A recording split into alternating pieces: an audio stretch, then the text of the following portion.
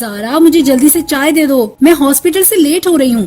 یہ لو ثنا، یہ رہی تمہاری گرما گرم چائے. تھینک یو بھائی. اچھا ثنا، میرا ایک مسئلہ حل کر دو گی پلیز؟ وہ گاؤں سے رضیہ کا فون آیا تھا، کافی پریشان تھی بیچاری. کیوں، کیا ہوا اسے؟ وہ بھی کرونا وائرس کے انفیکشن میں مبتلا ہو گئی ہے اور ڈاکٹرز نے اسے باقی گھر والوں سے الگ تھلگ رہنے کی ہدایت دی ہے.